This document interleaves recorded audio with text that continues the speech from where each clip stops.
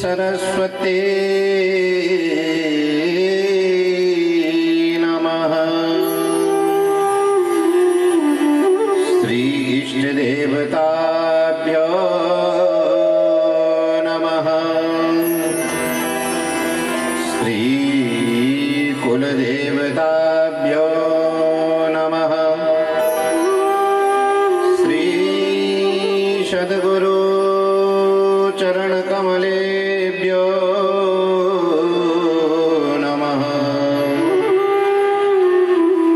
श्री हनुमतये श्री सिद्धबलये नमः। महर्षि करुणाय नमः। श्री चक्रवर्ती सम्राट वीरभरताय नमः। श्री पितृदेवताय नमः। श्री शुभदेव स्वरूप श्री शुभदेव जी महाराज की। श्री वेदव्यास भगवान की। गौ माता की। गंगा मैया की। गजाननं भूतगणादिसेवितम् कपितजम्बो फलचारुभक्षणम्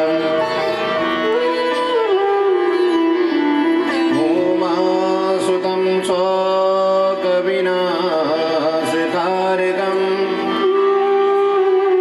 नमामि विघ्नेश्वरपादपङ्कजम्।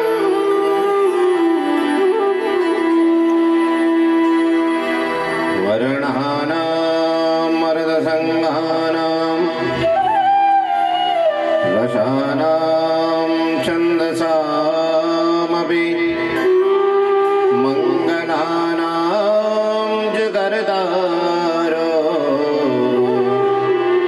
वन्दे वाणी विनायको।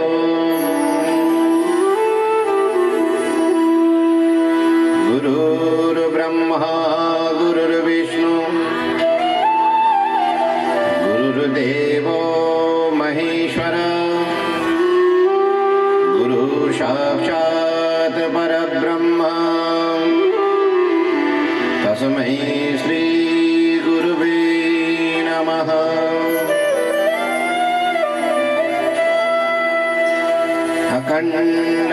अखण्डमण्डलाकारम् व्याप्तेन चराचरं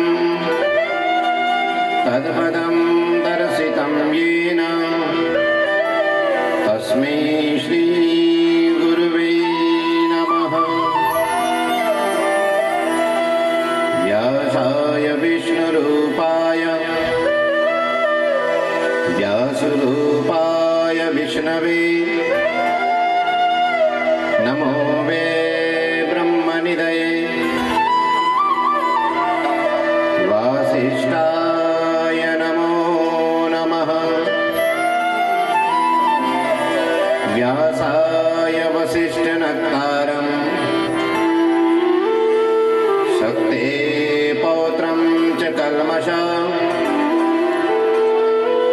पराशरं निजं वन्दे शुकुतातं तपोनिधिम्। वंशी विभूषितकरानवनीरदाभा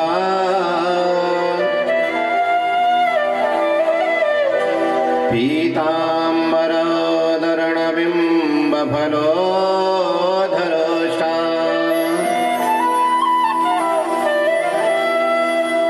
पूर्णेन्दु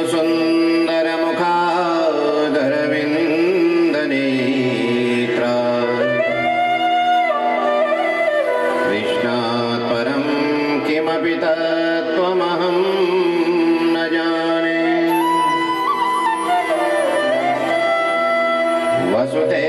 वसुदेवसुतं देवाय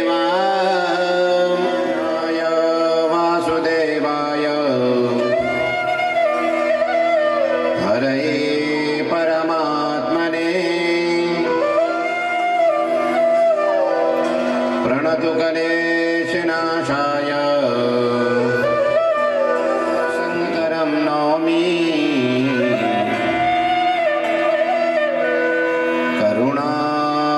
करुणावरुणालयम् गङ्गाधरं वृषारूढम्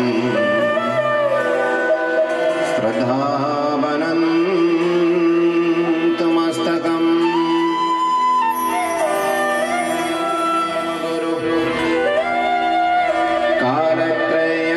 कालत्रयज्ञानदानम्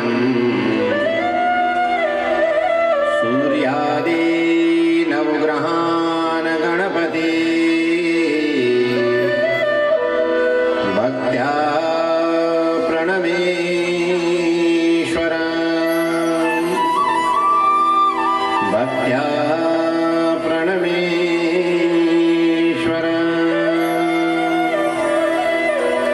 भक्त्या प्रणमेश्वर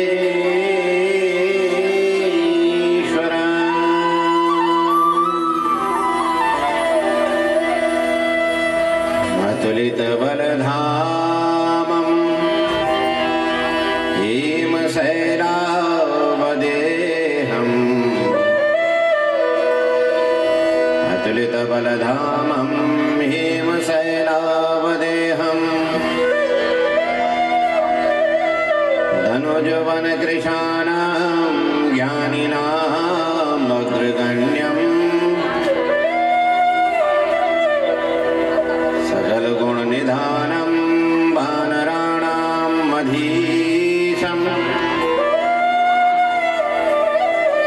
रघुपतिप्रियभक्तं वातजातं नमामि वातजातं नमामि।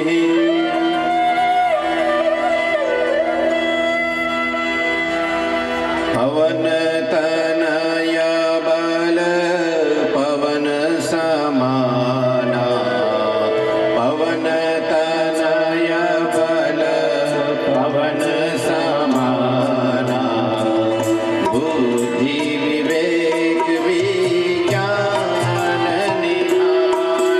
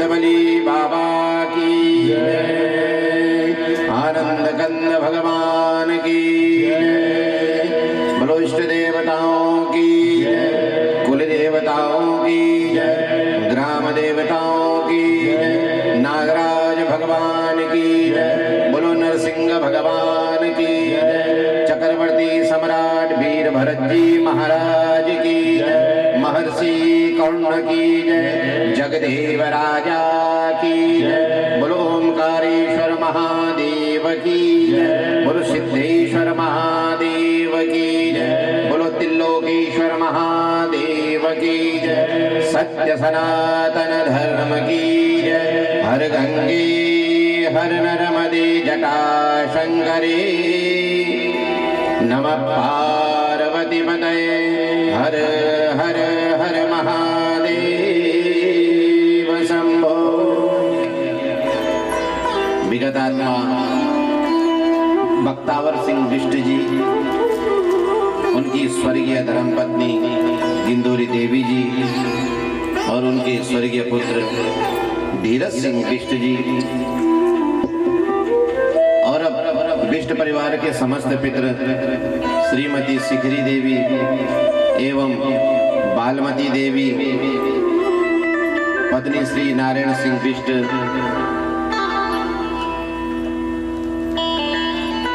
श्रीमती मस्ता देवी, पत्नी स्वर्गीय इंद्र सिंह बिष्ट जी और उनके स्वर्गीय पुत्र स्वर्गीय विनोद बिष्ट जी की स्मृति में और इनके भाई श्री बलवीर सिंह बिष्ट, सुमित्रा, धीरज सिंह बिष्ट, श्री कृपाल सिंह, कांता देवी, श्री परवीन सिंह बिष्ट और श्री विनोद बिष्ट, और जिन जिन के नाम परिवार को पता थे उनका तो हम नाम के माध्यम से स्मरण करते हैं कि हे दिवंगत आत्माओं, तुमने ऐसे जन्म जन्मांतर में ऐसे पुण्य किए थे कि तुम्हारे पुण्यों के प्रताप आज इस सारे परिवार को और परिवार के साथ साथ में सब जन जन को जो है ये श्रीमद् भागवत की कथा सुनने को मिलेगी और इसमें लेश मात्र भी संशय नहीं करना चाहिए, क्योंकि जो कृष्ण की शरण में गया है, जो नारायण की शरण में गया है, भगवान की जो शरणागत हुआ है, उसको फिर इस 84 के चक्कर में भटकने की जरूरत नहीं है। इन स्वर्गीय दिवंगत आत्माओं को कोटि कोटि वंदन करते हुए और आइए समस्त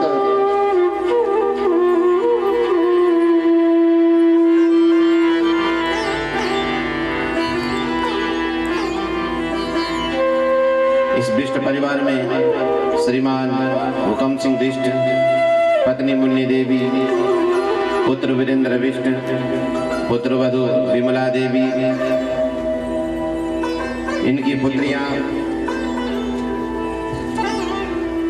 रश्मि बिष्ट, आकृति बिष्ट और अक्षत बिष्ट, श्री सुनील बिष्ट, इनकी पत्नी सारिका देवी, पुत्र शौर्य बिष्ट और श्रीमान इंद्र सिंह बिष्ट जी का जो पूरा परिवार है, उनके बालक मनमोहन सिंह बिष्ट, पत्नी सरिता देवी, पुत्री कंचन, लक्ष्मी, पुत्र कुलदीप बिष्ट, इनके बड़े बेटे राजमोहन सिंह बिष्ट, पत्नी भगवती देवी, पुत्री ज्योति, पुत्र राजन और श्रीमती रोशनी देवी, भरत सिंह बिष्ट, लक्ष्मी देवी, बच्चे उज्जवल प्रांजल, पुत्र विक्रम सिंह बिष्ट, पत्नी मंजू देवी, बच्चे सावन और शिवम, श्रीमती मंजू देवी, पुत्र विपिन, पुत्री शिवानी, श्रीमती वीणा देवी, पति ईश्वर सिंह, बालक श्रीमान शिवम रौतेला और श्रीमती लक्ष्मी देवी, इनकी बालिका, और जामाता अरविंद सिंह रावत, पुत्री अंजलि शालिनी सचिन और श्री धनवीर सिंह बिष्ट, पत्नी श्रीमती शाबा देवी, पुत्री पूनम रचना, पुत्र ध्रुव। इस पूरे परिवार की तरफ से जो है भगवान के चरणों में हम कोटि कोटि वंदन करते हैं और इस परिवार के सब जन दीर्घायु हैं, सबके घर में धनधान्य की वृद्धि हो, इस मनस्कामना को लेकर के आइए इस दिव्य पावन वपु संहिता में हम प्रणाम करते हैं। बाबा सिद्धवली के चरणों में कोटि कोटि वंदन करते हुए, जगदेव राजा जी के चरणों में कोटि कोटि वंदन करते हुए, महर्षि कर्ण की जिस भूमि में हम बैठ करके इस कथा का श्रवण कर रहे हैं, ऐसे तपस्वी महर्षि कर्ण जी को हम कोटि कोटि वंदन करते हैं। चक्रवर्ती सम्राट की इस भूमि में बैठ करके हम इस कथा का श्रवण कर रहे हैं। चक्रवर्ती सम्राट वीर भरत जी को प्रणाम करते हुए और जिस मालिनी के तीर पर हम बैठ करके इस कथा का श्रवण कर रहे हैं, इस पूर्ण पतित पावनी मालिनी को प्रणाम करते हुए और इस कथा में समूह उपस्थित विप्रवन, श्रोतृवृंद, भक्तिमयी माताओं और जहां जहां तक ये आवाज जाए वहां तक सभी श्रोताओं को कोटि कोटि वंदन है, कोटि कोटि सबका अभिनंदन है, स्वागत है। और आइए भगवान के इस पावन नाम का गुणगान करेंगे और उसके बाद में भगवान के चरणों में अपने मन को लगाते हुए श्रीमद् भागवत सप्ताह ज्ञान यज्ञ का प्रारंभ करेंगे। बोलो भागवत भगवान की जय।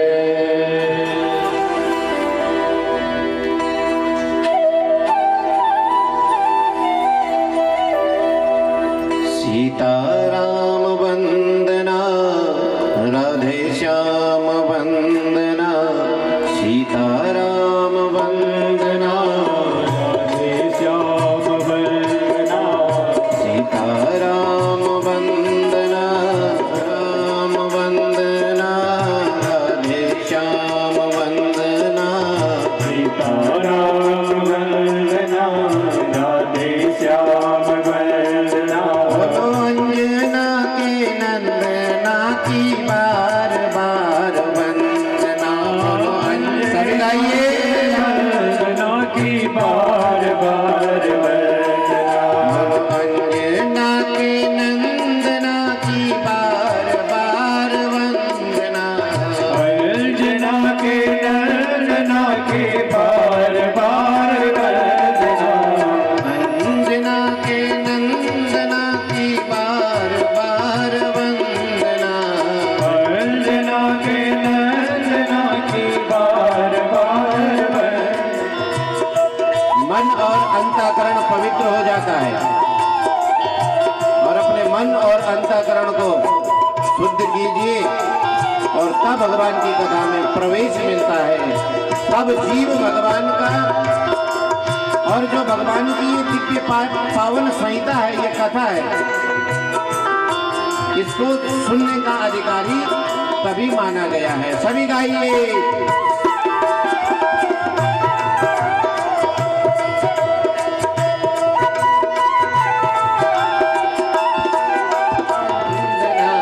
गणपति की वंदना, रिद्धि सिद्धि की वंदना, गणपति की वंदना, रिद्धि सिद्धि की वंदना, गणपति की वंदना, रिद्धि सिद्धि की वंदना, शंकर की वंदना, गौरा जी की वंदना, शंकर की वंदना, गौरा जी की वंदना, शंकर जी की वंदना, गौरा जी की वंदना, शंकर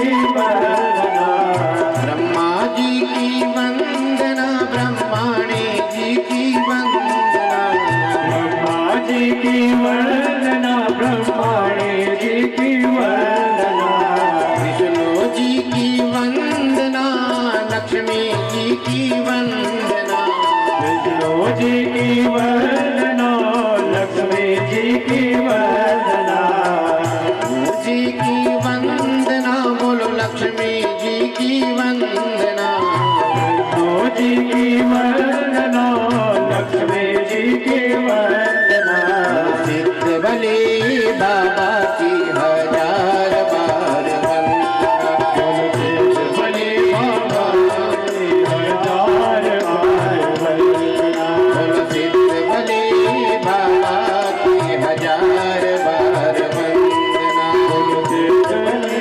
बाबा की हजार बार वंदना, अंजना के नंदना की बार बार वंदना, अंजना के नंदना की बार बार वंदना,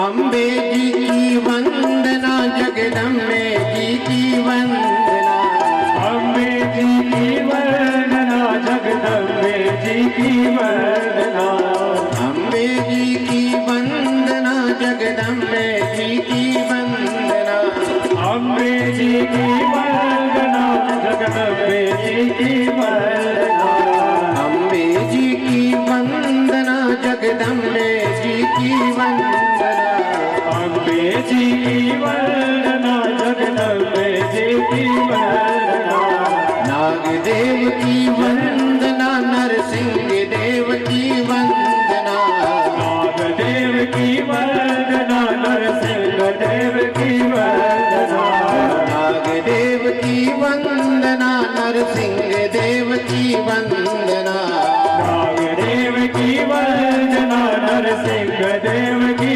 वंदना, भैरवनाथ की हजार बार वंदना, भैरवनाथ की हजार बार वंदना, भैरवनाथ की हजार बार वंदना, भैरवनाथ की हजार बार वंदना, अंजना के नंदना की बार बार वंदना, अंजना के नंदना की बार बार वंदना, अंजना के नंदना की बार बार वंदना, बोलो अंजना के नंदना की बार बार वंदना, अंजना के नंदना की बार बार वंदना, बोलो अंजना के नंदना की बार बार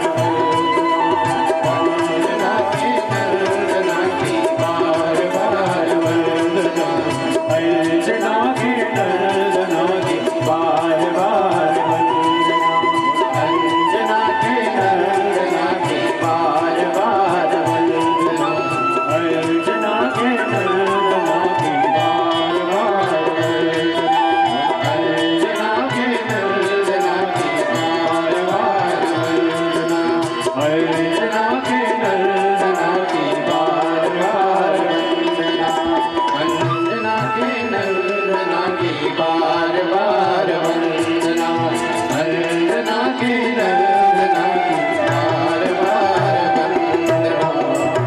श्री कृष्ण चंद्र कृपालु भज मन नंद नंदन सुंदरम, श्री कृष्ण चंद्र कृपालु भज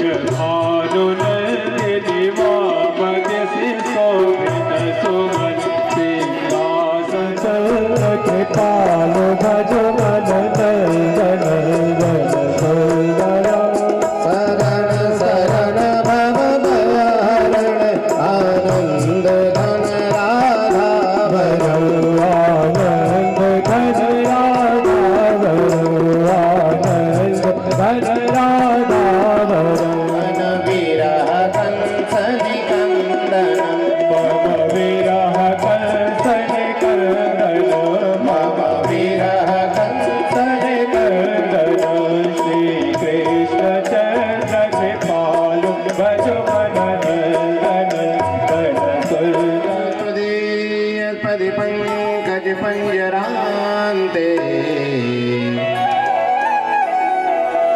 अध्येव मे विशतु मानसराज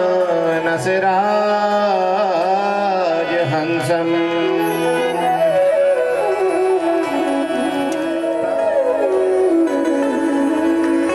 बोलो कृष्णचंद्र भगवान की जय।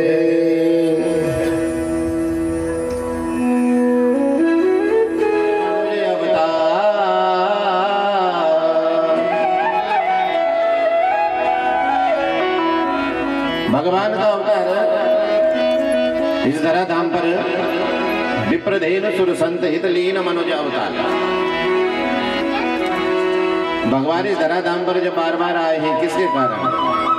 ब्राह्मण के कारण, गौ के कारण, संतों के कारण और अपने भक्तों के कारण भगवान का बारंबार प्रादुर्भाव इस धरा धाम पर हुआ है। और जब कहते हैं भगवान ने अनन्य लीलाएं कर दी और अरण्य लीला करने के बाद में मेरे प्रभु जब अपने स्वधाम जाने लगे तो भगवान के जितने भक्त थे उन्होंने चरण पकड़ लिए और चरण पकड़ने के बाद में भगवान से विनोद अनुरोध किया। भगवान से कहा, हे कन्हैया, आज के बाद हम तुम्हारा दर्शन कहाँ करेंगे?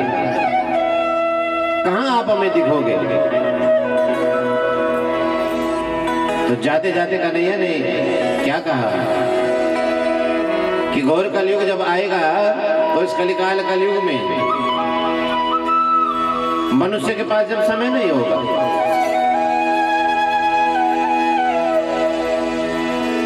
क्योंकि कलयुग में मनुष्य के पास समय नहीं है और कम समय में कौन सा ऐसा उपाय है जिसको सुनने के बाद में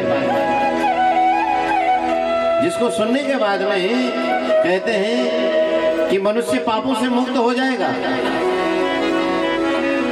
अशरणागत जो है उसको शरणागत की प्राप्ति हो जाएगी। जीव को मुक्ति मोक्ष और भगवान का धाम और भगवान के दर्शन हो जाएंगे।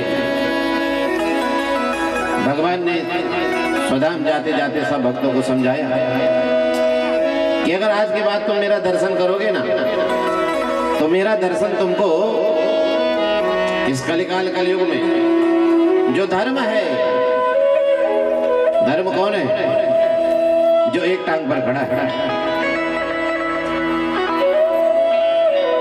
धर्म अपनी तीन टांगों को खो बैठा है, एक टांग पर खड़ा है। धर्म कौन है? धर्म इस धराधाम पर बैल है। तो धरती का स्वरूप माँ साक्षात कामधेनु भगवती गौ माता है।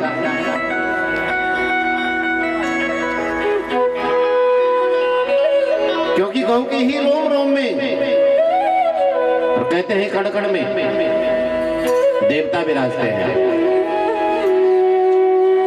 देवता अगर कहीं रहते हैं तो वो गाय के शरीर में रहते हैं। और जिसको कन्हैया का दर्शन करना है, कन्हैया ने कहा वो गौ की सेवा करें, गौ के लिए समर्पित रहें, उसको हरदम जो है कन्हैया कहते हैं मेरे दर्शन होंगे।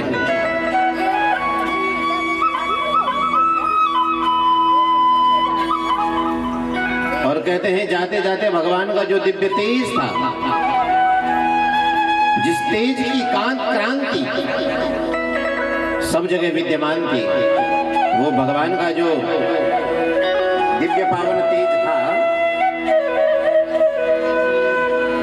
भगवान का जो दिव्य पावन तेज था, वो तेज ये भागवत जो भगवान की पावन दिव्य रूप संहिता है, इस संहिता में समावेश हो गया। तो कहते हैं श्रीमद् भागवत ये भगवान की ऐसी संहिता है कि जिसको हम दुर्लभ कुछ प्राणियों ने माना,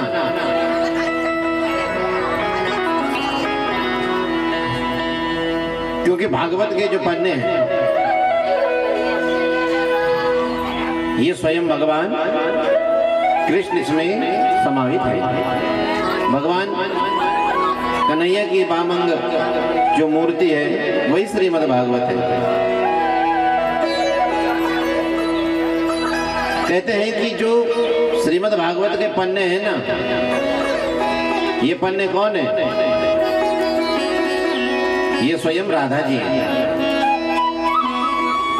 कृष्ण आराध्यते इति राधा, जिसकी भगवान स्वयं आराधना करते हैं, जिसकी भगवान स्वयं आराधना करते हैं वही राधा है। और कहते हैं भगवान की जो ये दिव्य संहिता है, कृष्ण आराध्यते इति राधा, और जो ये श्रीमद् भागवत के ग्रंथ के जो पन्ने हैं ये राधा का स्वरूप है। और कहते हैं जो इसमें मंत्र लिखे हैं, जो श्लोक हैं, काली स्याही से लिखे गए हैं, इसमें प्रत्येक श्लोक में कौन छिपा है?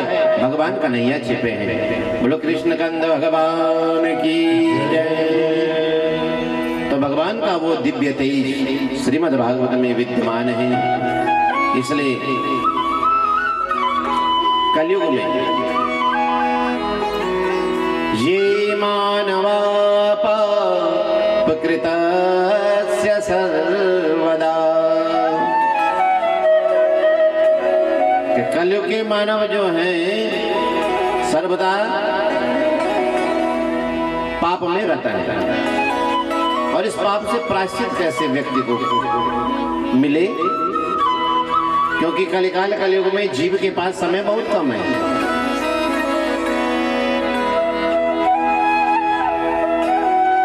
ज्योतिष प्रमाण के अनुसार 120 साल अवस्था है। और उस अवस्था में कहते हैं कि व्यक्ति को खाना भी है, पहले तो उसको जन्म लेना है, जन्म लेने के बाद फिर उसको पढ़ना है, और पढ़ने के बाद फिर उसको अर्थ धन कमाना है, फिर उसके बाद विवाह करना है, और विवाह करने के बाद फिर संतति उत्पत्ति करनी है, और संतान उत्पत्ति के बाद कहते हैं कि उनको लिखाना पड़ाना है, उनका विवाह करना है। तो कहते हैं उसी में ही उम्र निकल जाती है। तो मनुष्य के बाद समय बहुत कम है, और कम समय में जीव को ऐसा कुछ सुनने को मिले कि जिससे उसका नित्य निरंतर सदैव कल्याण हो, मुक्ति का मार्ग उसको दिखाई दे।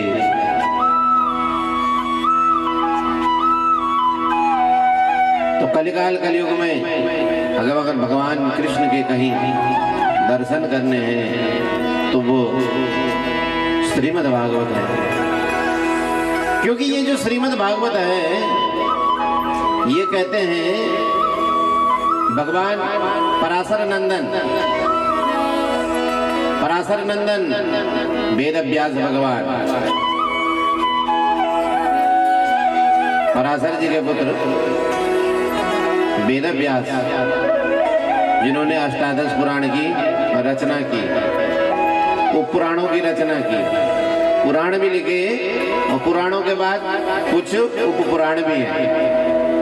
तो इनको लिखने के बाद में कहते हैं व्यास जी के मन में संतोष नहीं हुआ,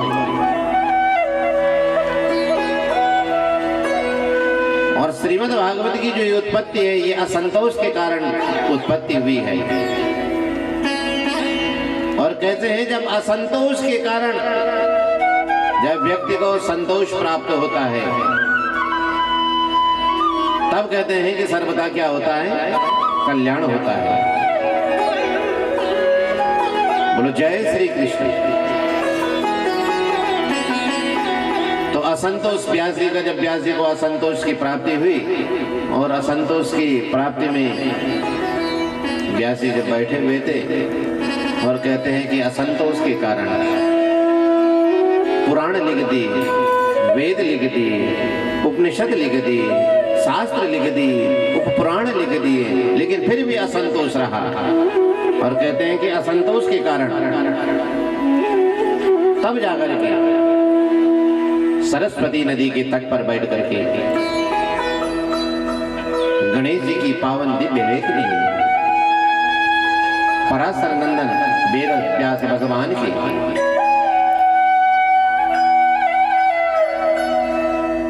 के द्वारा उनकी वाणी से, अंतःकरण से शब्द निकलते गए। भगवान बुद्धि के देवता गणपति उनको लिखते गए और कहते हैं लिखते लिखते असंतोष के कारण दिव्य संहिता श्रीमद् भागवत महापुराण की रचना उन्होंने कर दी। और कहते हैं कलिकाल कलयुग में इस पुराण ने कईयों को उतारा है।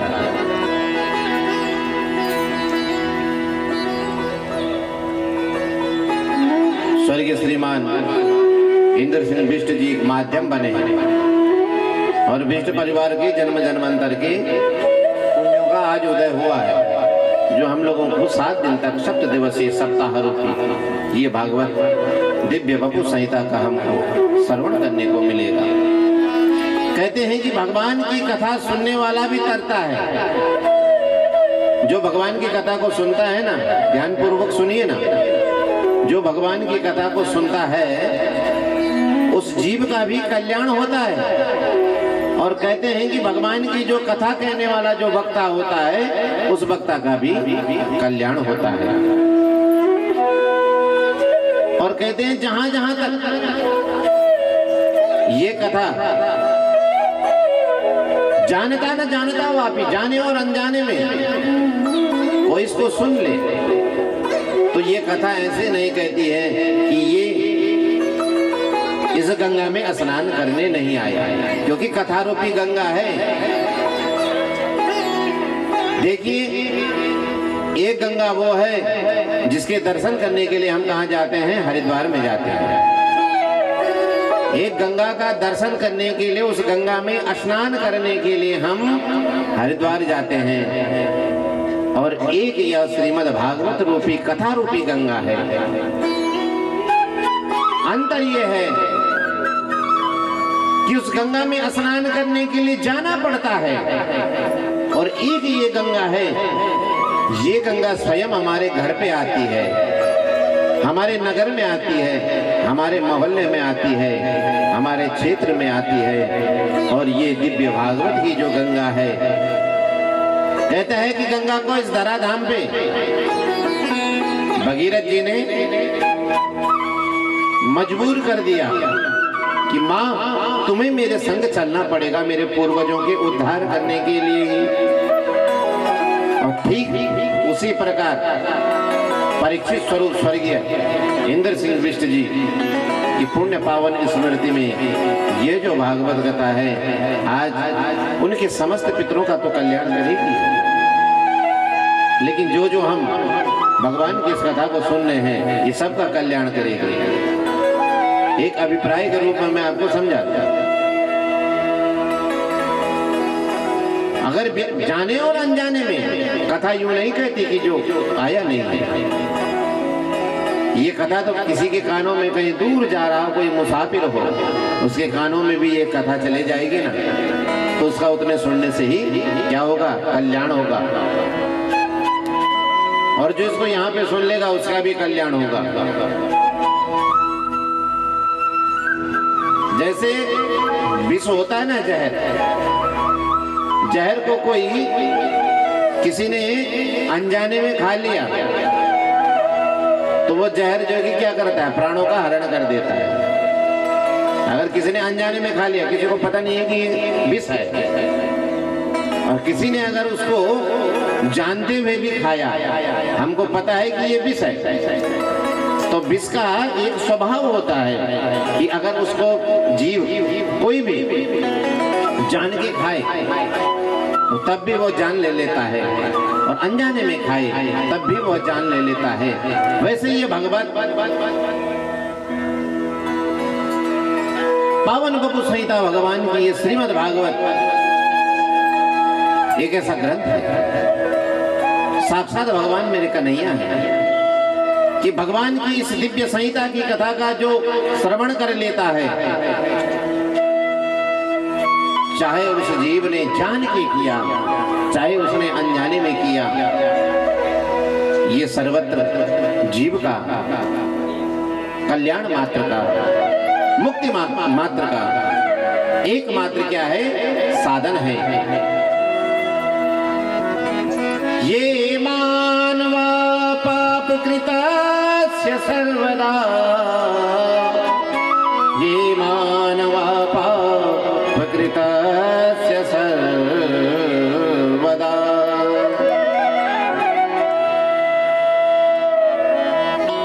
क्योंकि हमसे जाने में अनजाने में हम जान के भी पाप कर रहे हैं। अगर हमने जान के पाप किया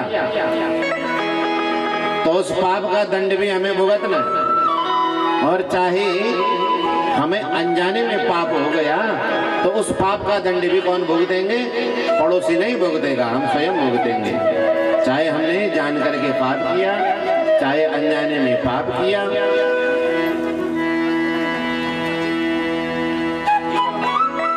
क्योंकि ये ऐसी दिव्य संहिता है जिसका वाचन 7 ही दिन में होता है। जीव की मुक्ति और मोक्ष के लिए, जीव की मोक्ष की कामना के लिए 7 दिवसीय बताया गया है। 7 दिवसीय, क्योंकि 7 बारों के अंदर हमारा जन्म भी होता है और 7 बारों के अंदर हमें जाना भी होता है। 7 बारों में हमें जन्म भी लेना पड़ता है और 7 बारों में हमें प्रस्थान भी करना पड़ता है। हम जब इस संसार में आते हैं ना, जीव माँ के गर्भ में जब उल्टा लटका रहता है, तो उल्टा लटकने के बाद में जब उसको यातनाएं मिलती हैं, पीड़ा मिलती है, तो उसके बाद में वो माँ के गर्भ में रह करके उस हरि मेरे नारायण मेरे गोविंद को याद करता है।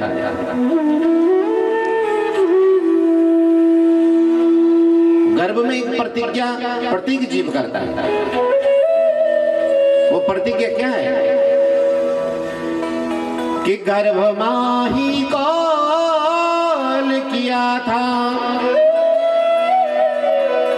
कि गर्भ माही कौन किया था, कि नाम जपूंगा मैं तेरा,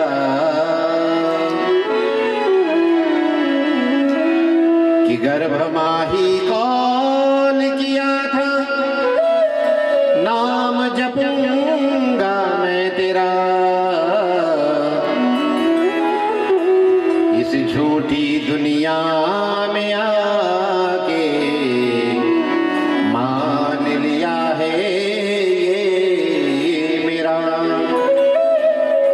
माँ के गर्भ में जब जीव उल्टा लटका रहता है, जब उसको यातनाएं होती हैं, मल में मूत्र में वो रहता है, यातनाएं उसको मिलती हैं, उस समय वो भगवान से प्रतिज्ञा करता है, प्रत्येक जीव, कि गर्भ माही कौल किया था, नाम जपूंगा मैं तेरा। इस झूठी दुनिया में आके मान लिया है ये मेरा। जब इस दुनिया में जन्म लेता है प्रतिज्ञा केवल उसी वक्त तक रहती है जब माँ के शरीर से उसका संबंध रहता है। संबंध बोले क्या? जब माँ के गर्भ में जब जन्म ले लेता है, जन्म लेने के बाद भी कहते हैं कि संबंध तो रहता है, लेकिन वो संबंध कब तक रहता है जानते हो? जब तक माँ के शरीर से उसे अलग नहीं किया जाता। अलग कब होता है? जब उसकी नाल कटती है, नाल का छेदन होता है। नाल को जब काट दिया जाता है तो उसके बाद में कहते हैं जैसे ही नाल कटती है तो उसके बाद में जो रोता नहीं है उसे रुलाया जाता है। जो रोता नहीं है जन्म लेने के बाद में उसे रुलाया जाता है।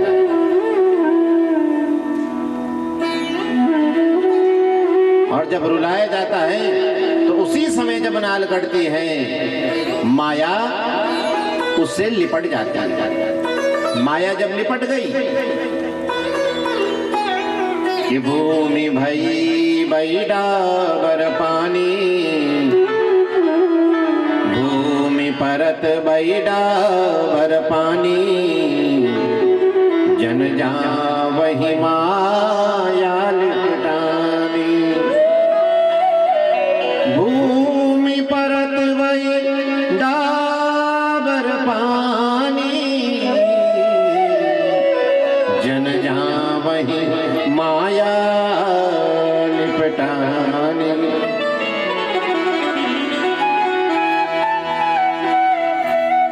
जैसे ही उसको भूमि का स्पर्श होता है धरती का तो कहते हैं उसके बाद में माया लिपट जाती है। और माया लिपटने के बाद जो नहीं भी जानना था उसे बोलना पड़ता है ये मेरा वो मेरा, माता मेरे, पिता मेरे, भाई मेरे, बंधु मेरे, सखा मेरे, रिश्तेदार मेरे, सब कुछ तेरा मेरा। माया लिपट जाती है और इसी माया के कारण जब तक ये शरीर मिलता है तब तक हम अपने कृत्यों को, अपने कर्मों को करते हैं। अगर व्यक्ति के अंदर इस दुनिया में जितने पैदा हो रहे हैं, अगर किसी के अंदर माया ना हो, अगर माया का आलिंगन ना हो, माया से व्यक्ति लिपटा नहीं हो, तो सब फक्कड़ बाबा बैरागी ना बन जाए। ये सृष्टि कैसे चले? हमारे धर्म पर, हमारे सनातन पर कहते हैं इस दुनिया में सबसे बड़ा है तो वो हमारा सनातन है। लेकिन कहते हैं सनातन धर्म पर बार बार कुठाराघात हुआ है। गाय को गौ माता कहा जाता था,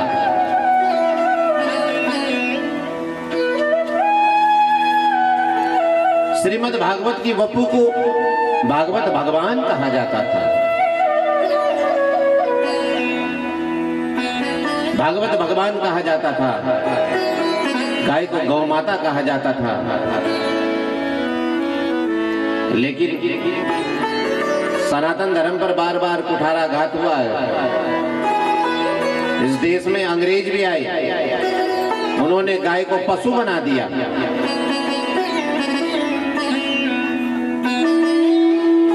भागवत को इतिहास के पन्ने बना दिया। ये धर्म ग्रंथ हमारे जो हैं यही तो हमें जीवन जीना सिखाते हैं। लेकिन सनातन धर्म पर जब कुठाराघात हुआ ना तो उस समय कुछ लोग ऐसे थे जो सनातन धर्म के विद्रोही हैं। वो विद्रोही पहले के समय में कौन थे? देवताओं के टाइम पे कौन थे? राक्षस थे, जिन्होंने देवताओं को यज्ञ नहीं करने दिया। और इस कलिकाल कलयुग में वो विद्रोही कौन है? जो धर्म के विपरीत चल रहे हैं। कथा की ओर ध्यान दीजिए। आज के समय में वो विद्रोही कौन है? वो विद्रोही वो हैं जो धर्म के विपरीत चल रहे हैं। धर्म अगर हमें पूरब की तरफ चलना सिखाता है तो विद्रोही कहते हैं कि पश्चिमी धर्म है, पाश्चात्य सभ्यता की तरफ। और जो पाश्चात्य सभ्यता में जो लोग रहते हैं वो लोग सनातन धर्म की सभ्यता को अपना रहे हैं। बार बार धर्म पर कुठाराघात हुए, धर्म को बांटने की सोची गई। नाना पंथों में बांट दिया धर्म को।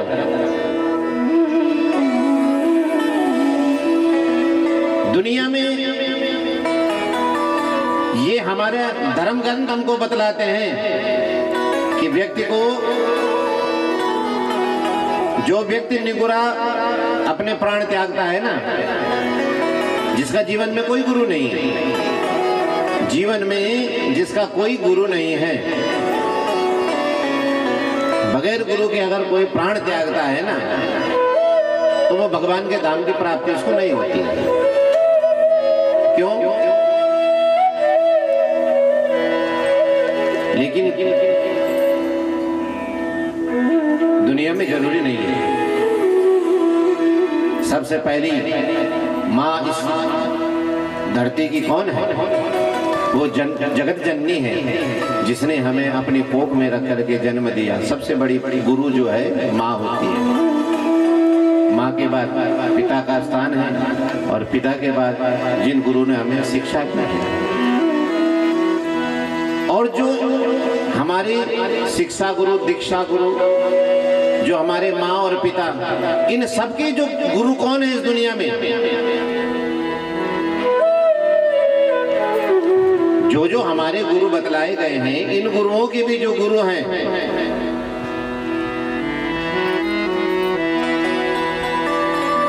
उन गुरुओं के भी जो गुरु हैं, जो आता सदा,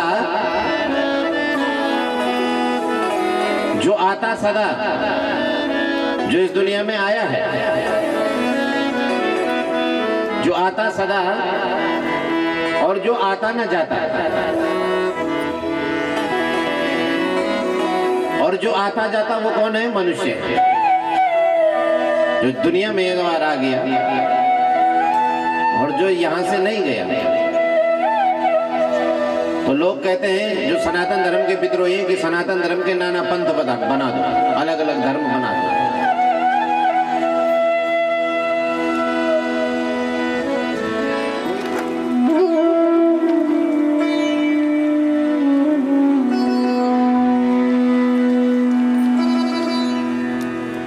ब्राह्मण नितराम गुरु, भगवान कृष्ण, और दुनिया में कोई गुरु नहीं है।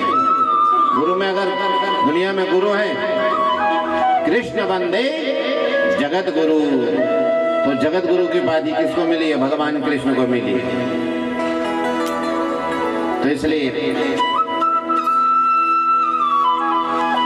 दुनिया में कोई भी संस्कार बगैर गाय के नहीं होता है, बगैर ब्राह्मण के नहीं होता है, और बगैर अग्नि के नहीं होता है। क्योंकि अग्नि जब हमारा जन्म हुआ था, उससे पहले भी दुनिया में थी, और गाय जब हमारा जन्म हुआ उससे पहले थी, जब हमारा जन्म हुआ उससे पहले ब्राह्मण भी था। अग्नि, गौ और ब्राह्मण, इनके द्वारा कोई भी संस्कार दुनिया में नहीं होता है।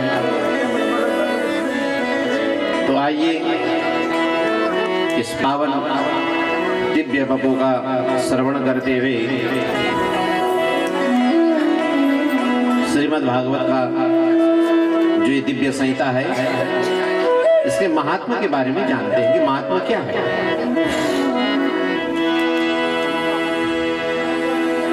तो जो वो कृष्ण वंदे जगत गुरु, वो सारी जगत का जो गुरु है, वो गुरु कैसा है, इसके बारे में जानते हैं। अपने नेत्रों को बंद किए, बंद करके ध्यान लगाओ जरा भगवान का। जैसे आप बैठ करके टीवी सीरियल देखते हो ना, तो टीवी सीरियल में ध्यान लगाते हो आप, नाटक में क्या देखा, सीरियल में क्या देखा।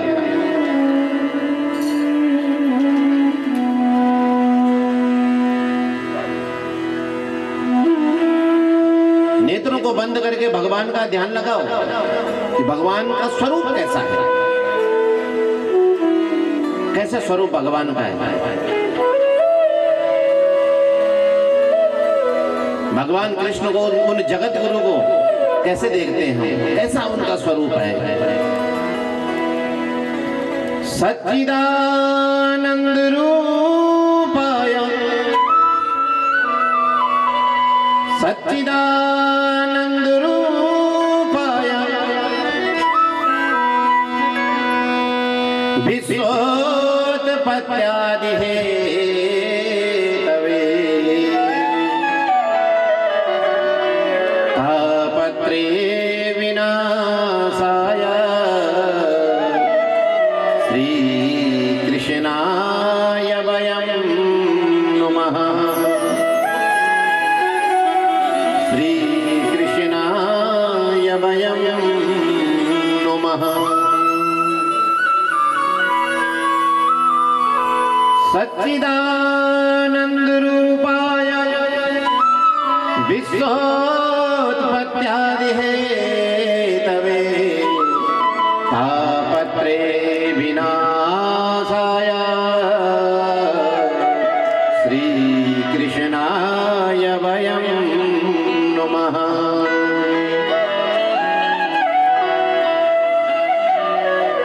वो भगवान कन्हैया, वो जो जगत के गुरु हैं, उन गुरु का जो स्वरूप है वो कैसा है।